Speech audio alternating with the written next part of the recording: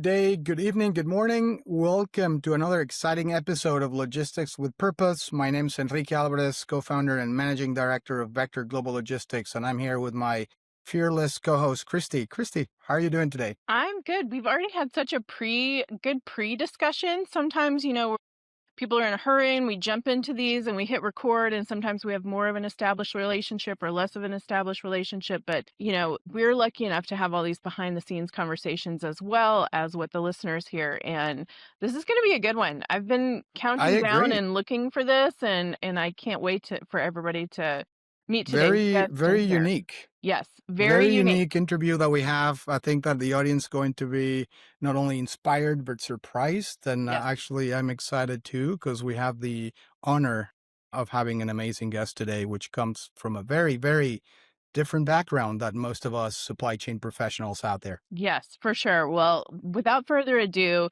let me introduce everybody to Drue Kataoka, globally acclaimed artist, technologist, CEO of Drue Kataoka Art Studios in Silicon Valley, with clients across more than 30 countries, and even, listen to this, 2 artworks sent to space, which Enrique and I were talking on the phone earlier going, where do they put it? So I can't What? wait to ask just some more questions about that. Her work is deeply influenced by Zen philosophy, bridges, art, science, technology, such a unique perspective, from mirror polished steel sculptures, which are gorgeous. Please go look at them online, to virtual reality, EEG, and NFT. And if you don't know what that is, we will unpack that as well. And today she is a recognized leader in the fast moving fields of AI and AI art, highly controversial space. So I'm excited to get into these conversations. And as if there wasn't enough, Drue is the recipient of the 2025 Innovator Award from the National Council of Women in Generative AI. She's collaborated with Disney, Lucasfilms, Industrial Light and Magic, Star Wars fans, that one's for you, exhibited at the World Economic Forum in Davos, and serves on the advisory board with me at Space for Humanity's Universal Inclusion podcast. And her innovative and humanitarian approach has been featured by outlets including CNN, Wall Street Journal, Reuters, Wired, and more. Drue, what an amazing background. Thank you so much for taking the time and having this conversation with us. And there's just so many topics that we plan to uncover with you. So thanks so much for being here. Excited to jump in and leave people with actionable takeaways. Yes, we Thank you will. so much. It's a pleasure to have you here. And again, like amazing, successful career, full of innovation, and of course, AI, which is something that everyone's talking about these days, and we'll get into that. But before we do, let us start with what we're calling this quick questions, rapid firing. So please answer with whatever comes to your mind first. Ready? Okay. Rapid fire. All right, here we go. What's one thing you cannot live without? My workstation computer, NVIDIA RTX 5090, and 64 gigabytes of RAM. Wow. It's a beast of a machine that Wow. cranks through video generation, like video generative AI, local generations like butter. Wow. I mean, I understood probably 80%, 60% of that. And I'm not technologically advanced, but it sounds like you need, as an artist, which is something that we'll talk about, you need stronger computing power to Mhm. perform, right? So what's your favorite way to spark creativity? Meditation, Mm. I would say. It's Hmm. the ancient Zen part of my family samurai heritage. And it's all about emptying your mind, meditating, recentering, and amazing ideas will inherently spring from that. It's just that in our everyday lives, there's just so much pollution. We're bombarded with so many voices and advertisements competing for our brain space. And so we have to reclaim that in order to allow our creativity to flourish. You need to reset, to zoom out, and to refocus on the signal and not the noise. I love it. Favorite famous piece of art? There's so many, so it's a very hard question, Enrique, but I'll pick 2. Maybe that's cheating. Michelangelo's Last Judgment. It really makes you put all things in perspective. And then, given my Japanese and samurai heritage, I would pick Shrike on a Barren Tree by Miyamoto Musashi. He was the greatest warrior, philosopher of Japan, and the piece has this incredible economy of brushstrokes. It really reduces the image to its essence, and the sheer elegance of the way that the space is used is really unmatched. Well, thank you. And we'll actually go fish those paintings and put them on the link to the interview so that our listeners can better understand how well you describe those two paintings. And by the way, Enrique, I'll say Yeah, I'm a big fan of please. just taking image paintings, artworks, but it could be even unattributable things that you find off of the internet, images that you've taken, printing them out, nothing even super fancy, and having a wall where you put different things that you find significant, and then just covering this wall and continually replenishing it, because your brain will make connections between those things as you juxtapose them in different ways. And so as you keep going by that space again and again, it will be an incredible source of ideas for you. No, And that's you're a the best filter for what is going to be important for you. So if at one point you thought something was important, then it's important. that's a great tip, and I think we should put it in practice and have that kind of visual board, if you will. I know that you're very visual when it comes to art, and we'll talk a little bit more about that. But one last question for this rapid fire segment. One artist or creative that you admire. Okay, I'm going to give you two again, and that's going to be Perfect. Michelangelo and Leonardo da Vinci.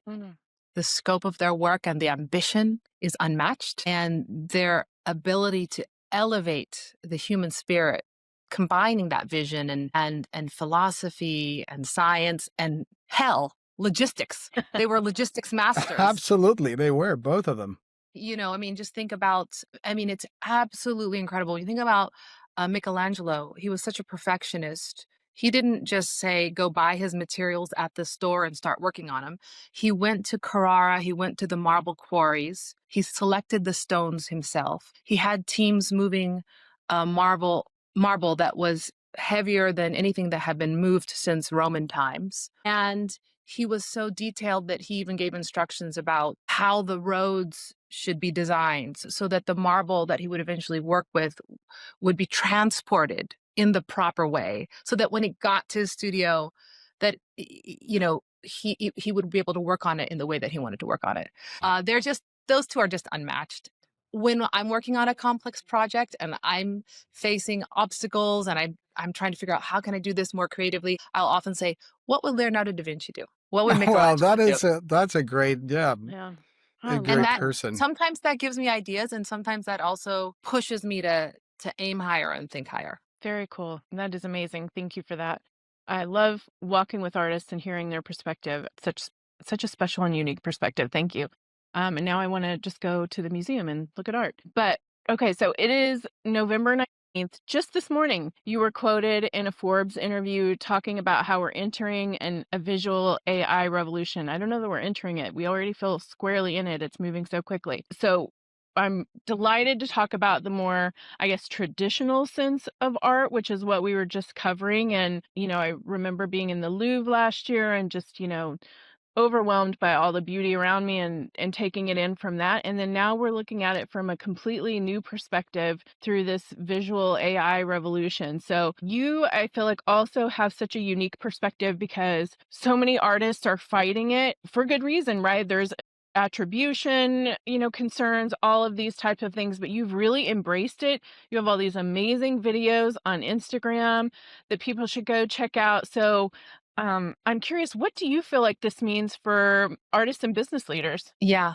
Kristi, we are squarely in it. It's just an unprecedented visual revolution that's being driven by AI. And I think mastering the visual part of things is something that so many businesses of different sizes too, like small and large ones, they unfortunately overlook. And so much of the public's attention is focused on chatbots and the textual side of things. But I believe that visual will be the predominant modality of AI, not text. And what's really fascinating is just rewind the clock. Remember the internet when it first came out. Like, it's really hard to go back in time. But remember the early internet? It was all text. Dial-up. And it rapidly became visual. And today, over 85% of internet is visual. Wow. Over 85%. Image, video, Netflix, YouTube, TikTok, Instagram. And after all, we are visual creatures. Most of the information that we acquire comes through our eyes. And so if you have a blind spot on the visual side, this creates an enormous advantage for your competitors, or vice Uh-huh. versa. It could be an enormous advantage for you, however you you work with it. So the most powerful visual tools, they do have a steeper learning curve, and sometimes you need to download and run locally rather than relying on these polished, tightly controlled apps from the frontier labs. But when you do, the creative and strategic payoff can be really big. So, one of the things that I like to constantly remind business leaders is that AI now gives you the opportunity to create high quality visual assets at just a crazy speed, unprecedented speed. So it's like having several movie studios just like in your pocket. But the catch is you need to hone your artistic and directorial skills. And that's something that I call the vision muscle. So Wow. one of my yeah, that's something that I call the vision I muscle. love it. I love it. And so, Well, given the fact that you were talking about this big creative wall, printing things out, putting them up, I'm curious what you also advice you would give for helping people navigate this new area, whether it's tools or workflows or just a new way of thinking. Yeah, so I'll give some tools and I'll talk about the vision muscle. The vision muscle for me is about getting really clear on where you want to go and then moving towards that with purpose, but then also iterating and fine tuning because it's definitely not a one and done. Like Michelangelo, you need to get the angel out of the rock. And so it's an easy thing that you can do is just jump in and start, just say, I'm going to try in the next 2 weeks, I'm going to try 10 tools. I'm going to try 20 tools. I'm going to try 50 tools. I don't even know what they are, or I've never even touched them. And I can give you like some quick ones off the top of my head. But it's important also that for business leaders to do it directly themselves, not just delegate to your IT team and say, okay, they can do it because they can do it, but really to have a first person visceral connection to the technology, to roll your sleeves up, get dirty, get messy, break some stuff, and then you'll get invaluable insights as you go back to applying that to your industry. Mm, So do you want me to share some tool ideas? please, yes. Yeah. So you really have to spend a lot of time with Nano Banana and also Nano Banana, which is also Gemini 2.5 Flash. That's coming. Nano Banana 2 is coming out very soon. Mm. It's amazing for character consistency. It's amazing for so many other things. You can plug it into Google AI Studio. You can plug it into Lovable. Really, sky's the limit with that tool. Pomeli is a new term, Oh, a you'll remember new that. tool that Google announced that allows you to explore your business DNA. I wouldn't say it's a serious tool right now for creating actual assets, but it's more of a brainstorming tool. Okay. Mixboard is another interesting one that came out of Google Labs. It's like an AI concepting board. Imagen on Vertex AI. It's an enterprise grade platform for generating and editing studio quality images at scale. You gotta play with VO, the video model. It's Google's most advanced text to video generation model. Descript is a great one for podcasts. You guys probably already use Descript, but you could go on and on and Yeah. on and on. But just pick some things and also pick some things outside your comfort zone, right. and definitely go on the visual side. Don't just stick on the text side. Okay. I love the fact that you're telling everyone in our audience and everyone that's listening that you just have to go outside your comfort zone, right? This is not a tool for the IT team. Sure enough, they'll probably do it at faster and better, but it's something that every single one of us needs to go and experience themselves. And True. at the end of the day, I'll say that, not, and they might not even do it better. You Right. might end up doing it better Right. Maybe because not. It's new to everybody.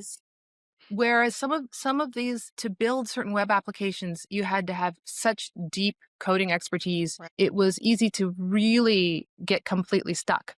But now the reason I Right. say you might end up doing something better is because whatever you're building is going to be transected with your deep expertise in logistics, your deep expertise in shipping or in art or whatever it is. And then, you'll build things that only you could imagine. Absolutely. And well, is it fair to say you're an artist yourself and you see and you hear a lot of artists out there that are actually somewhat threatened by AI, but just listening to you, how you describe everything, you're excited. You sound excited. Is it fair to assume that you are actually excited about AI and as an artist yourself, you don't feel like it's a threat to you? No, I don't feel like it's a threat. I feel it's a tremendously exciting time. We're living through a new renaissance. And so, as such, we really need to think like Renaissance people. There are, of course, a lot of concerns. There are so many things that are not fairly worked out with respect to copyright right now. That's a very thorny and complex issue. There's a lot of safety and ethical issues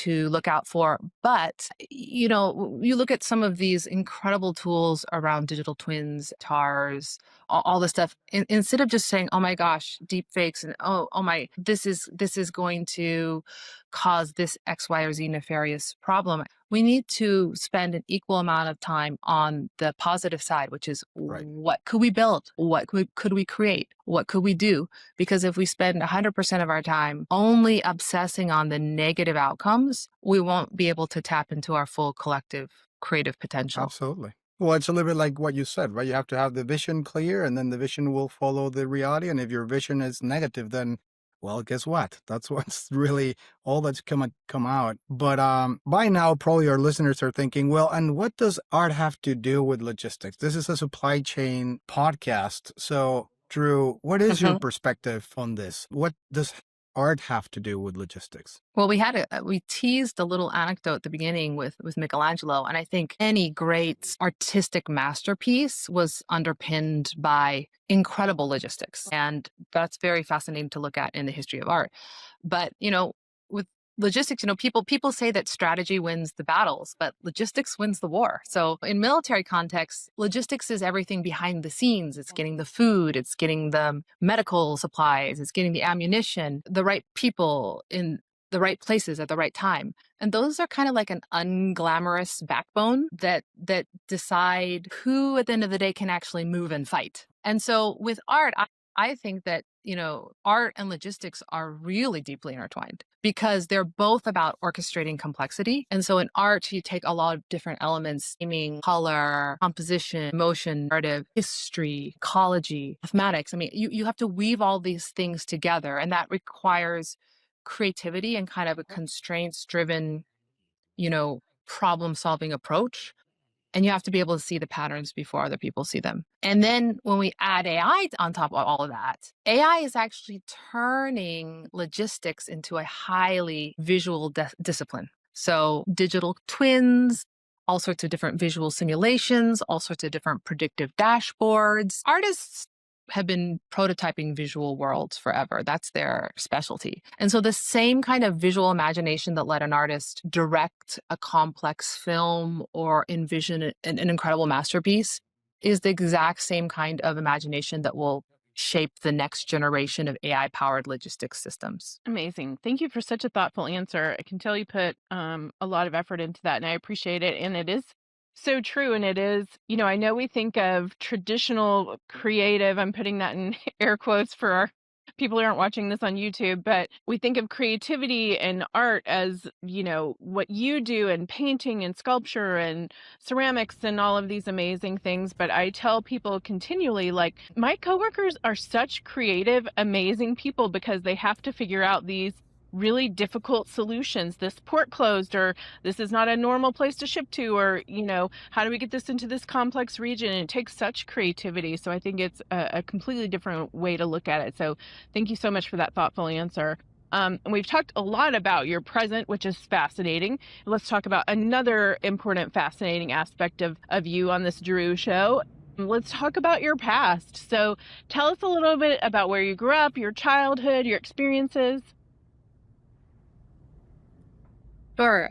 Well, I was born in Tokyo, Japan, to a Japanese father, American mother, and would fly back and forth in the summers between Tokyo and Arizona, actually. So, on the one hand, futuristic Tokyo, and then on the other hand, this minimalist, beautiful, serene landscape of the Sonoran Desert. Both places, I would say, shaped, we're talking about really like early childhood, really shaped my vision on art and life profoundly. So like as a kid, maybe just like walking around Akihabara, seeing the latest gaming gadgets, or one of the things that my dad used to do is like take me around the Imperial Gardens, walking, jogging, running as a kid. It's just incredibly breathtaking architecture and flowers and nature, and just feeling all the history of just so layers and layers of history there. Or then just like playing in the Sonoran Desert, and sometimes not even knowing what side of the US-Mexico border I was on, because my family is hometown from my mother's side was there in Arizona. I feel grateful for all of those different contrasts and really like rich visual experiences that I got to have as a kid. Drue, looking back, do you remember like maybe one story that you can share with us about those kind of early years that shape who you are and kind of what you do now? I mean, what was kind of a calling of what you ended up being years afterwards? Well, I just talked about the Imperial Palace, which anyone can walk around those gardens. And I recommend it for people who are, visiting Tokyo. My dad used to jog around there, and my mom and dad would take me. And around the time of my birthday, they would say to me, oh, if you can listen really carefully. And this is when I was really little, really tiny. The flowers are actually talking. They're saying happy birthday. And then I would say, flowers cannot talk. And they would say, no, they actually can. You're not listening carefully enough. So then I would kind of lean into these like beautiful flowers. I'd look at them and I'd try really hard to listen. And it sounds like kind of a crazy, childhood story. But many years later, I thought about it. I was thinking, that's actually what the role of an artist is. It was actually good exercise, good training. Because the role of the artist is to listen to all of the voices of objects, sometimes quote unquote inanimate objects, plants, nature, people, buildings, things, cities, to hear those voices, kind of internalize them, and kind of rearticulate them in other forms. Love that. Wow. I love that story. And you're absolutely right. I mean, do you think that has to do also with your samurai heritage? I mean, which is very intriguing for me. How was this samurai heritage influence your philosophy and your approach, not only to art and leadership, but just as a human? There's so many aspects of Bushido which influence me and inspire me, and also many ways in which I often reflect on the parallels between the sword and the brush. There's just so many beautiful things written about this. And Miyamoto Musashi, whose artwork I referenced in the beginning, he was one of Japan's greatest philosopher, warriors, and he was wielding the sword and the brush, if you will. And that is what the samurai would do as a way of meditating and emptying their mind, getting prepared for battle, also to be ever aware of the transience and impermanent nature of life. And the thing about sumie, a Japanese brush painting, is that every brushstroke is indelible. So it's different entirely than Western oil painting, where you have thousands of brushstrokes. If you don't like what you did in this part, you just turn the whole canvas over, you can paint over it and keep going. And there's a beauty in that. But it's just something entirely opposite than sumie, which is you have this huge scroll in front of you, and whatever you commit to with the brushstroke, you can't change it. And so there's a certain amount of pressure, but you have to be kind of relaxed and composed and have an empty mind. And so with sword strokes, those are final two. There's no undo on the sword or the brush. So I think about that a lot. I love that. What a great comparison. Thank you for sharing that. It also, just talking about your background, I want to talk about your educational career as well. And it's sort of those juxtapositions also, I feel like, show up in your educational background too. So American school in Japan, graduating with distinction from Stanford, and multidisciplinary curriculum. You were focused on all kinds of you sound like a sponge, a life sponge, and I love it. And then you completed executive programs at Harvard and Yale focused on global leadership and values. So again, you've got kind of art, culture, technology, leadership, global values. I guess with so many interests, how did you decide which path to take, and kind of what did you learn from those experiences? Well, at Stanford particularly, I wanted to create my own multidisciplinary curriculum. And Stanford is fantastic for that. Like if you have a vision for something unusual that you want to do, they will embrace you and support you. So yes, I took art history and amazing humanities and professors that they have in those areas. But also I took computer science and multivariable calculus and just a range in psychology and just so many different things. And we live in a multidisciplinary world. Yeah. Logistics is multidisciplinary. Art is multidisciplinary. AI is inherently multidisciplinary. And all the old silos are breaking down. So, for me, having a background in art, but also science and technology, leadership, social impact, it's incredibly helpful And I always wanted to take an active role in shaping my own path. And I think for young people today, that's more than ever important. You have the ability to shape your own education in a way that you never could. And even as adults of any age, 40, 50, 60, 70, 80, 90, 100, we should be all continual students that are learning new things every single day. So I'm super excited by the new era of AI and in all that it all that it offers, because we are kind of in this moment where we can build whole worlds atom by atom, pixel by pixel. And so to do it, we need to thread the needle and make sure we are considering all these different components and not just really being siloed and compartmentalized. And it's easier to just kind of stick in your own discipline with your own tribe and speak your own lingo. And sometimes you have to go outside of your comfort zone. I mean, I think Richard Feynman, who's one of the greatest physicists to ever have lived, in his book, he writes about how he decided he wanted to understand art. And so he decided one day he was going to take a painting class. And then he went in and there was this naked lady there. Everyone was drawing better than him. And he just started, but the long story short, he got really good. And he ended up creating this incredible body of paintings that only he could have created, that because it's, refracted through the prism of his incredible brain.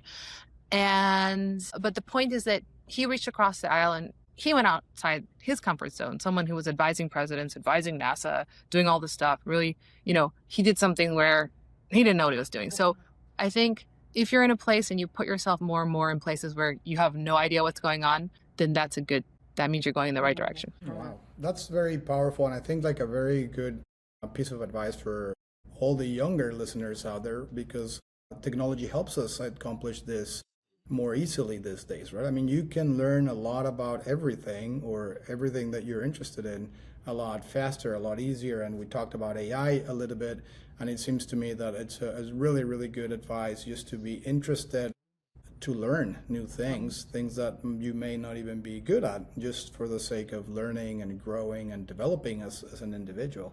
Thank you for sharing that. You founded the Drue Kataoka art studio over 2 decades ago. And actually, before we started recording, I mentioned something. I complimented your background because it looks fantastic. And I think that is your art studio, isn't it? Yes.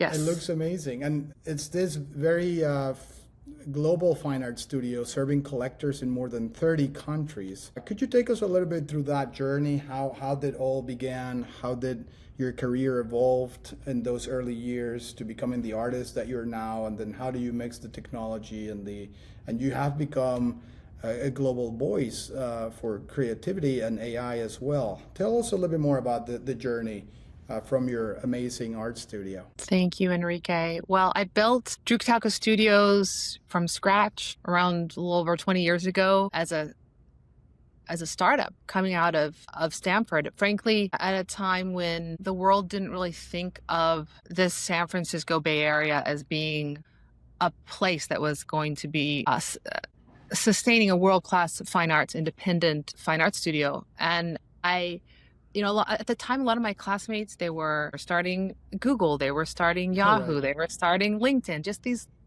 little crazy ideas that they had. Everybody had this kind of reality well, I don't know everybody, but it was just a lot of reality distortion bubbles around in the force fields. And I was thinking, why can we not apply that to art in a similar way? The old model of the art galleries is so obsolete, so outdated, dying in every way. The question I was asking myself, and I always ask myself, is like, how do you embrace the future, embrace technology, and just relentlessly innovate and push?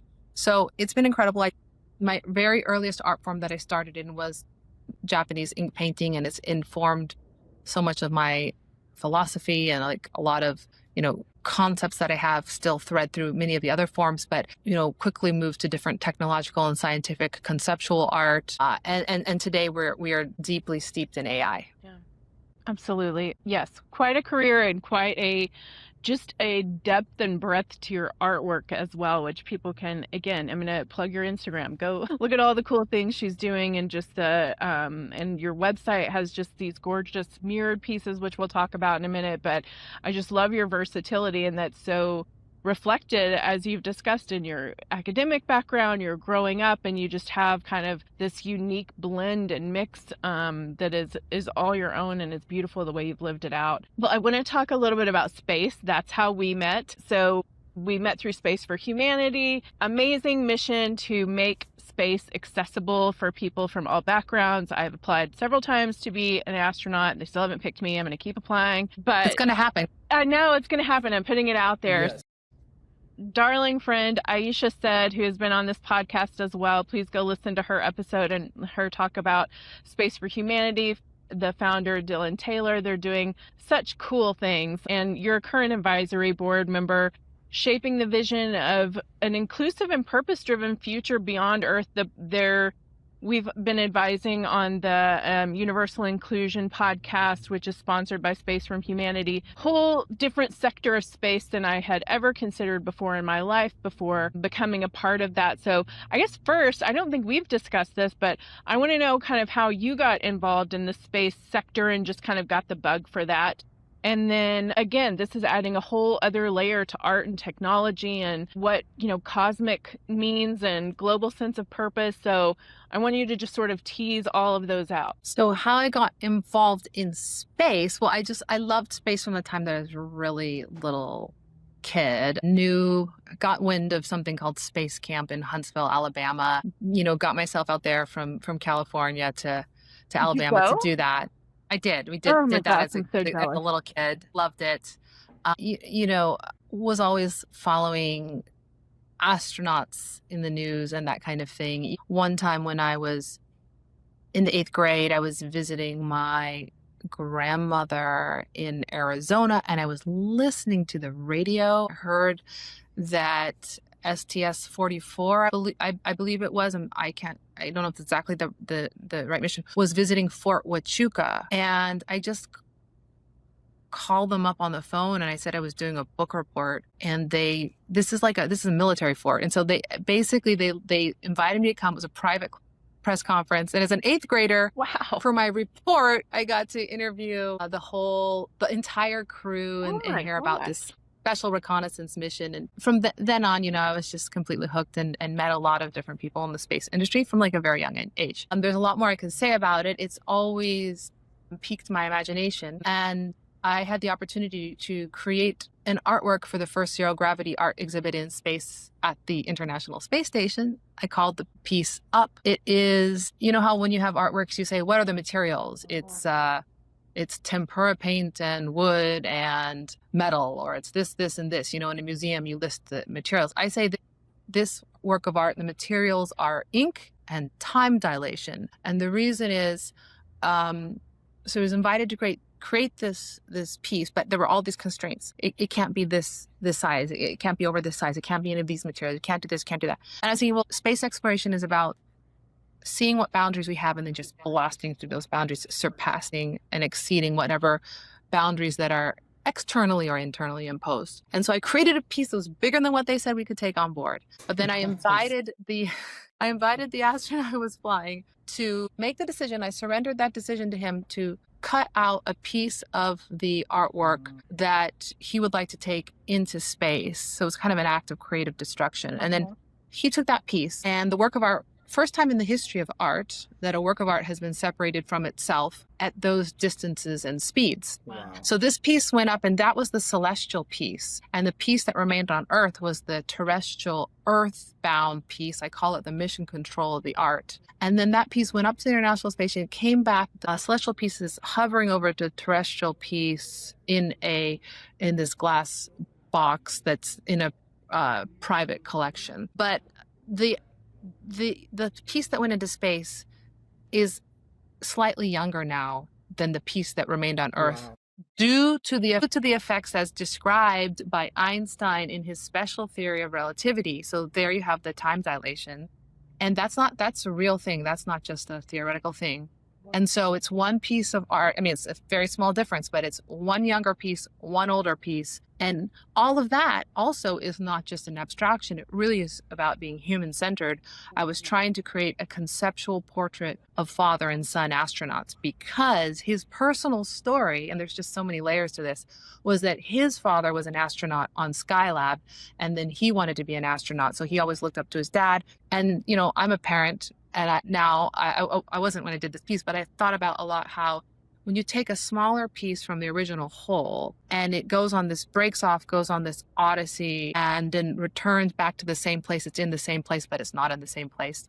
That's so much the story of humanity and just every one of us that parent-child relationship. So yeah, like a lot of people in the space world like that piece. There was a lot of conversation about it, and it really sparked conversations with Nobel Prize winning physicists, Martin Pearl, Douglas Osheroff, students, kids, teachers, parents, the academic community, and it was a really interesting piece because it's an artwork where you can say not only like what is it or what does it look like, but you can say when is it. And so it's just there's so many layers to it, and you can just kind of keep unpacking and discussing what it means. And so with Space for Humanity, I was one of the very earliest advisors for that organization. I think it's a fantastic organization. I think that Dylan Taylor was so prescient. He was just thinking so far ahead when he started it. I remember the very early days. And I was like, yep, I'll totally support. And Rachel Lyons did a lot of great work too in the early days. And now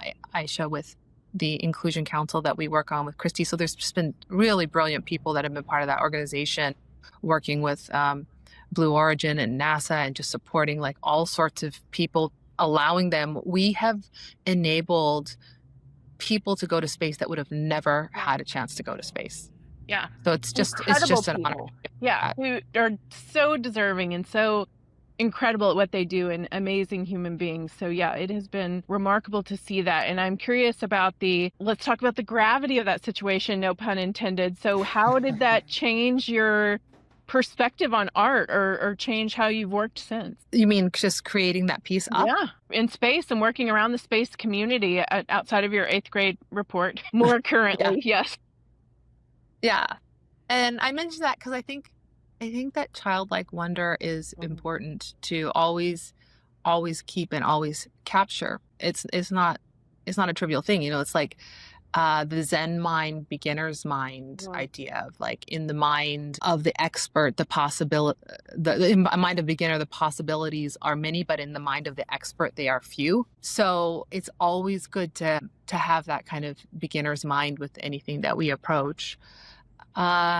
You know, it gave me a lot of ideas. And then subsequently, I did another artwork for another space mission for Katya's mission. That she was the first Mexican-American woman to go into space. She was the first citizen that we sent up as Space for Humanity, that we worked on her mission really hard. And I created the artwork, which was a mission patch for her that she held up and she took when her Blue Origin mission went up. And it was it's a very interesting piece that involves the nopales, which is like a cactus, and this kind of dove cutout where in the space of the dove, in the negative space of the dove, you can see all of the stars. And so I integrated a lot of her personal story. Amazing. It's incredible how you can actually, through the art and the way that you live and experience art, you can fuse all these different things together to the point that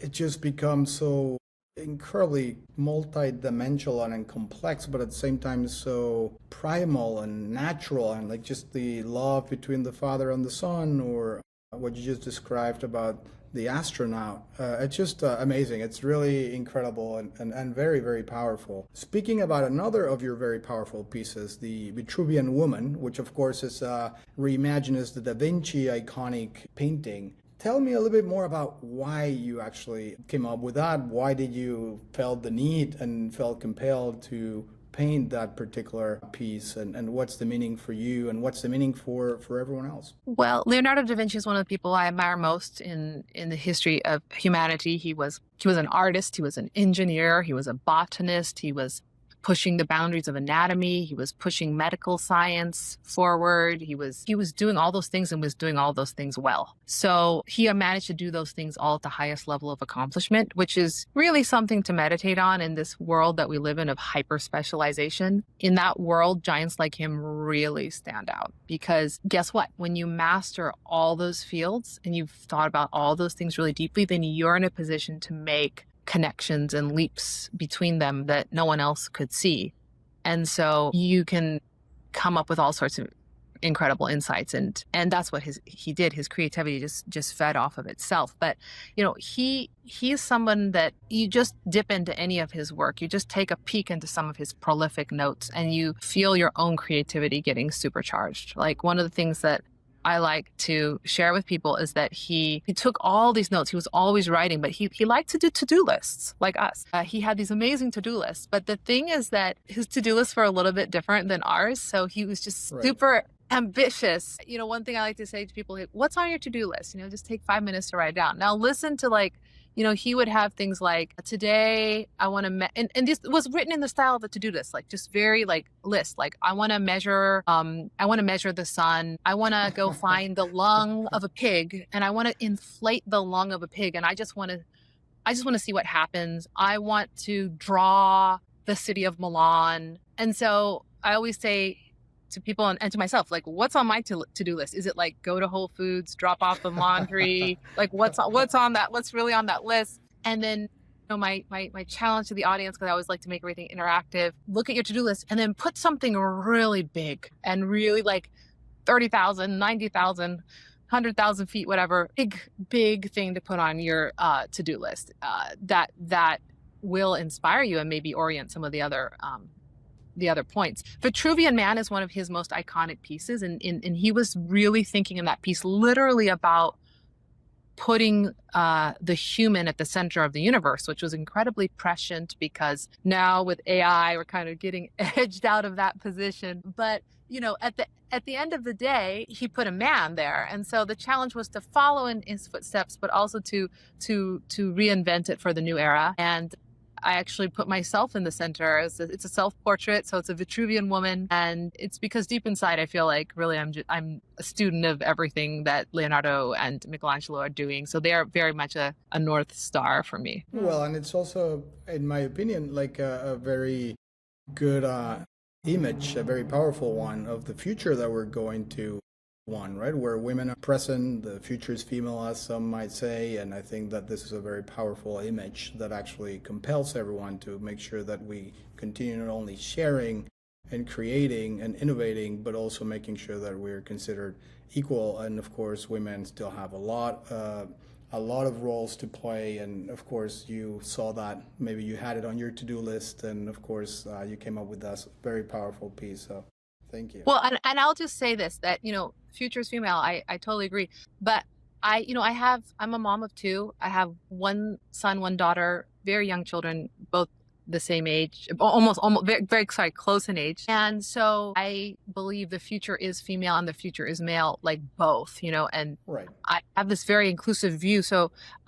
But I did this piece because I was, for a long time, in all of the discourse, a lot of these things are very much centered only around thinking of man is the word used and not human, and that's how we thought about it.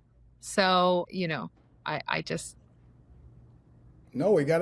I'm excited about this, and I totally understand and agree with what you're saying. I think we have to start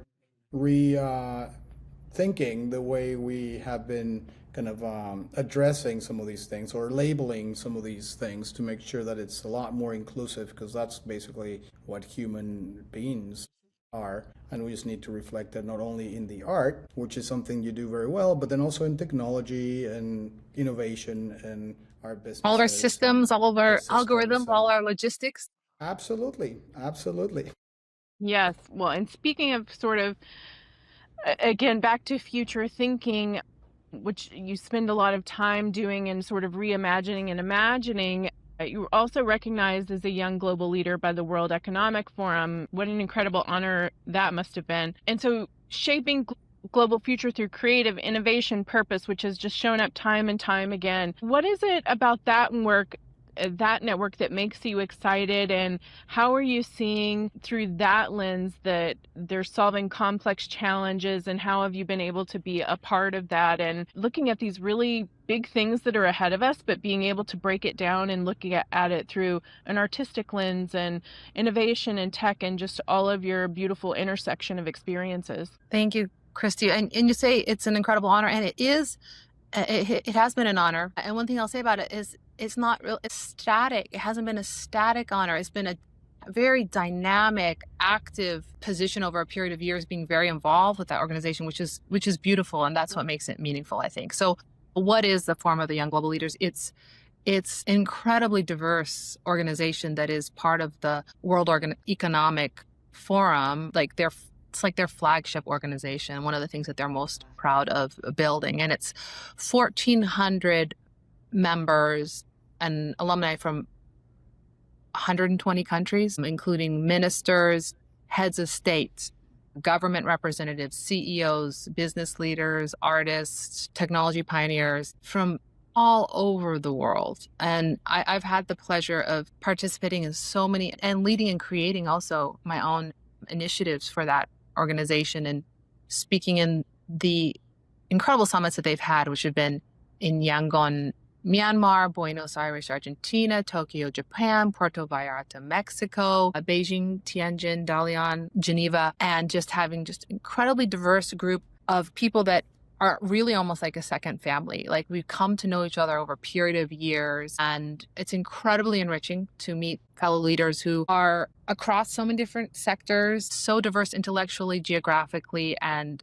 culturally and professionally. Beautiful. What an amazing place to be. Absolutely. Must be incredibly interesting and inspiring. And of course, it sounds like a lot of fun as well. Very diverse. Yes, we have right? fun. That's the most important thing. It sounds like if you're not having what you fun, need to, right. I mean, fun has to come hand in hand with living and art and technology. And so sounds amazing. Recently, you spoke about a concept or a term that on social media that caught our attention, the visual diet. And we talked a little bit before we started recording about like the media these days and how much information, visual, most of it, is being fed through all different channels. I mean, you can't really go without a second looking at our phone or looking at our screen or something popping up. So what is this visual diet concept that you talked about? So explain it for our audience. And then how can you use that to spark more meaningful conversations around the world? How can you use it to elevate our consciousness? How can you use this visual diet concept for our lives? I think it's also just like how does it make one more productive and more creative? You know, that's like, it's really practical at the end of the day. I mean, so vision, it's our main sense. And we get like a huge amount of information through our eyes. It's like the equivalent of gigabytes of information. They hurt at the end of a couple hours. They do. Need some eye massage. You know, you get like it's like gigabytes of information per hour. It's like books. It's like piles of books equivalent, like going, shooting through the optic nerve. And so what that means is that the eyes can be a kind of Trojan horse. So what you are taking in visually, it can either be creatively charging you or it can be creatively handicapping you. It's the same way that, you feel like after you go somewhere with incredibly enriching, nutritious visual diet content, like you're at the Louvre and you spend time with these artworks, you feel so enriched. You have all sorts of ideas for days, versus like if you're just kind of stuck scrolling and you get stuck scrolling on your phone a little longer than you would like to. It's kind of like that feeling that you have after you eat a lot of junk food and you're like, why did I let myself go past that third bag of Cheetos? It's that regretful feeling that we all have.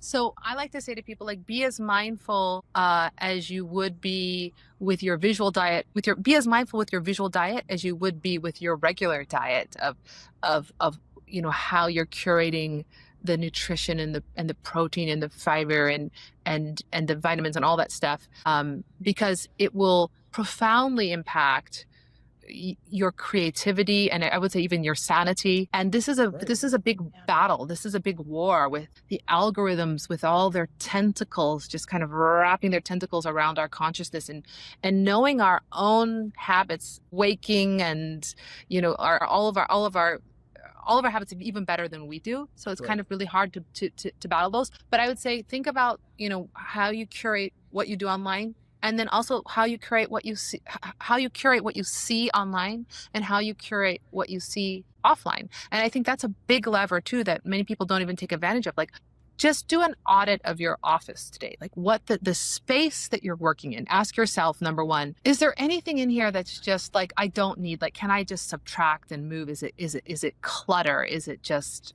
a reminder of something that's not necessarily negative, but it's just like it's just like a dead weight, take all that stuff out. Think very carefully of what imagery, what visual presence that you want to have around you, because that is the thing that you're just marinating in mentally all day long. And absolutely. So it's really important to be thoughtful. And then also, like, that idea that I said about kind of curating a wall for yourself, where you are mindfully selecting images that are multi-layered, that speak to you, that are important to you, that remind you of things, and have that in a space that you have the opportunity to visit and revisit. It is, to your point, it is very hard, right? I mean, you're like just looking at that random soccer play on Instagram, and 30 minutes afterwards, you're like, what happened? I just wanted to see how Ireland did or how Mexico did on the game, and then all of a sudden I'm constantly scrolling Messi's best moves. Real life examples there. Very, very real happened today. But no, so is there an app? Merging this with technology and AI, and you're an expert in both, including the art side of things.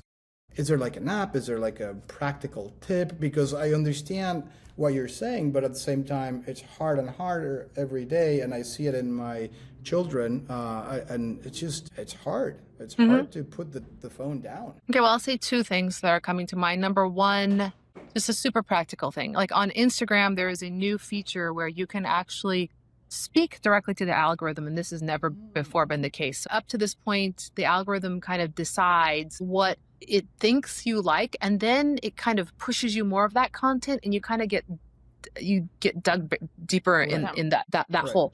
And sometimes it gets it right, and a lot of times it doesn't. Now you actually, in Instagram, in settings, it's a great feature. I encourage everyone to do this. You can go in, and in natural language, you can say, I just don't want to see any more stuff about gardening. Like, that was one thing I looked up like last year, or whatever it is. Inundated. And you can tune it yourself. So that's one, like, really cool. Just like practical, easy tip. That's a rather new feature, and people don't know about it. So I would share that. And another thing I would take more comment, it's more at a high level, but to think about creating versus consuming, taking the creative stance versus the consumptive stance. And so many of these technologies they're designed to deliberately push us into a passive role where we are just consuming. And the visual image that I think about when I talk about this are those people from WALL-E, like the round people that are on those little scooters, and they just, everything physically, mentally has kind of atrophied away because they're just swiping, they're just kind of drinking this digital sugar water and real sugar water. So that's like the end result of like being on that consuming end of the spectrum too much. On the other end is the creative side. The creative path, it's harder, it's rockier, it's filled with more obstacles, but ultimately it's more rewarding. So with everything that you do, audit everything you do and say, is there a way that I can make this a little bit more creative? Like, it's a little bit more of an active creative role that I'm taking and shaping versus just being kind of a passive participant with respect to the technology. And then with that lens, that's a lens I like to apply to all that stuff. Great advice. Thank you for all the both inspiration and the practical tips that you've given us here today. And as we start to kind of wrap up, I want to ask you something that you've talked about a little bit more, but let's put a fine print on it, or a fine point on it. So in your website artist statement, you mentioned technology is art, art is technology. To say otherwise is to do a tremendous disservice to both, which is a very powerful statement. So as you know, we're talking to logistics professionals who are heavily involved in either technology, working with their hands, getting cargo to where it needs to go, whether they're pushing buttons or physically moving it themselves. Again, that's not something we generally tie to art. So I think they understand maybe the technology piece, but talk a little bit more about that disservice and what that can do and how to reapply that in their lives. Well, I have a mantra that I've been talking about for many years. Art is technology and technology is art. One of the ways I think about that is when you have any technology, and whenever it gets better and better and more sophisticated, and it reaches a really mature form, we step back and we say, "Oh my gosh, that's an art form." Like, look at some of the things that Steve Jobs did, and it became so magical and beautiful that the technology people say, "Oh my gosh, that's like art." Then you have, on the other side, the more sophisticated and mature and complex it becomes, people say, "That's a technology right there." And so it's like they're two sides, they're two parts of one continuum. And it's only us that are limiting them or breaking them apart in our own imaginations. I think we really need to think about things like Renaissance people, because we are living in this new Renaissance, and also to look back in history at people who did this really well. Feynman, I was talking about Feynman. He was an artist. He also was passionate bongo drummer. You can look this up on YouTube. Nice. There's videos of him playing the bongo drums. Einstein was a violinist. These are like the best physicists of our time. Newton, going further back, he was even more interdisciplinary. He had all these interests ranging from alchemy and philosophy to, the deepest questions of math and physics, and that's where he was pushing the frontier aggressively. But that's the type of person that we need, and that we need to think in our young people. That's the type of young people we need to cultivate to solve. We have really big intractable problems on our horizon. And so those are the type of people that we need to be producing. And there was a study done by Robert Root Bernstein from the University of Michigan. Did a study about a survey of scientists. He asked 3 different types of scientists, do you have a deep arts avocation? So the first was just ordinary scientists in the population. The second group was National Academy of Sciences scientists, so those are with a little bit of a higher cut. And the third group was the most high caliber, and that was scientists who had won a Nobel Prize in science. So of the first group, when he said, how many of you have a deep arts avocation? And that means not just a passing thing, like you drew something once in a while, but like you really had a drawing practice, a sculpting practice, a photography practice. You played a musical instrument over a period of a decade. The first group, that was 1 in 3. The second group, National Academy of Sciences scientists, it was 1 in 2. But scientists who had won a Nobel Prize in science, it was 9 out of 10 of them had a deep arts avocation, and some of them more than one. And so it was like, if you were a Nobel Prize winning scientist, the numbers break down something like you're 17 times more likely to be doing visual art, 25 times more likely to, like, I have like all these numbers on a chart, but I can share it with you if you want to drop it in the podcast. But I think it means that people who think in an interdisciplinary fashion and open themselves up to going really deep in multiple areas will be positioned to make these important leaps. Wow. Absolutely. Well, it seems like some part of our population is rushing to specialize in things, but of course, it makes sense that doing different things gives you a better perspective and connects maybe both sides of the brain more efficiently and more effectively. And so, to your point, this is great. So if you guys are listening out there, just start painting, drawing, singing, dancing. It's never too late either, right? I mean, at the end of the day, you can learn at any age.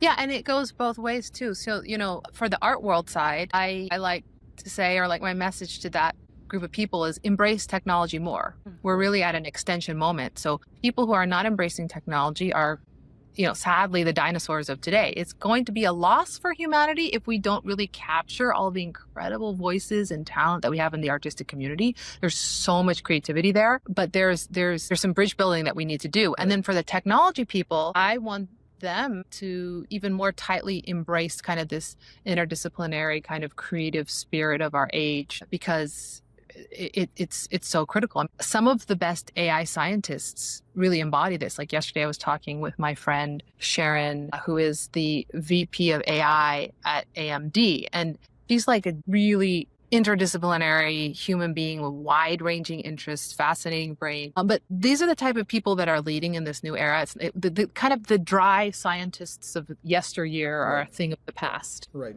Well, I love the way you put it, like the Renaissance. We gotta be Renaissance women and just go forward. Speaking of the art and technology, Drue, as we kind of close our show for today, what are one or two of the things that you wish that you could change or that you can see some changes across the board into the future? And another question after that, what are some of your future plans and what can we expect from you and your endless amount of creativity, art, and technology? Thank you, Enrique, and thank you, Kristi, for having me today, and Louisa and the whole incredible, amazing team, which, of course, it had fantastic logistics because that's very on brand, right? In terms of what I'd like to see, I kind of just mentioned it a couple minutes ago. I want people on both sides of the aisle, the science and technology and even some parts of the AI community, to reach across the aisle and expose themselves and their thinking more to the artistic mindset, and then the people in the art and humanities world to do the same on the other side and reach out and expose their thinking and their thought processes. And that requires a certain amount of human vulnerability, but that's going to take us to the best place.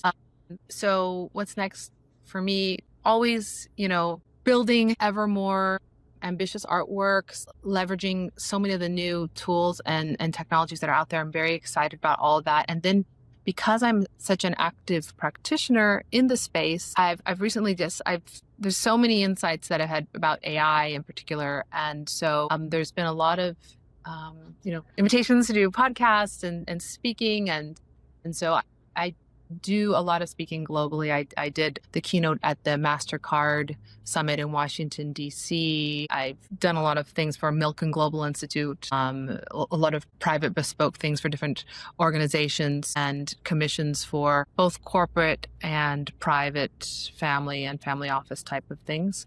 So I'm also a mom of two, and then all my social impact work. It's never a dull moment. Right. Not at all. Yes.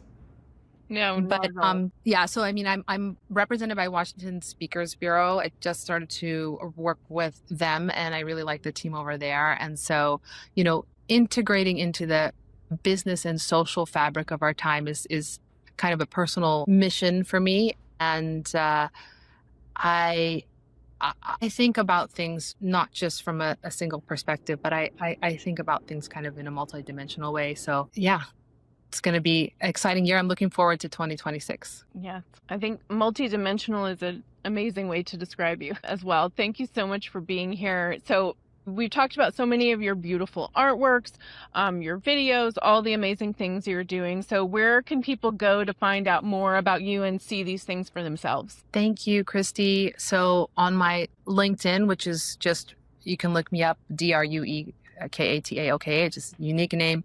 I'm on LinkedIn, posting frequently. Also on Instagram, posting frequently. And my posts center around this visual AI revolution, tools, insights, tips, ideas on how to strengthen one's vision muscle, all those types of things. My website is drue.net. And I also put a lot of very interactive posts out there, like, what do you guys think about this? Or have you tried this tool? Or does anyone have questions or things like this? And one of the things I'm going to start doing more and more too is having different kind of behind the scenes tips on deep dives on certain tools, but in really concise PDFs, because people have been asking for that. So literally giving people takeaways that they can download as well. Very cool. Drue, thank you so much again. It's been a pleasure. It was an honor getting to know you better. Thanks for sharing some of your life with us and our audience. Kristi, always a pleasure being with you. And of course, if you like conversations like the one we just had today, please don't forget to subscribe.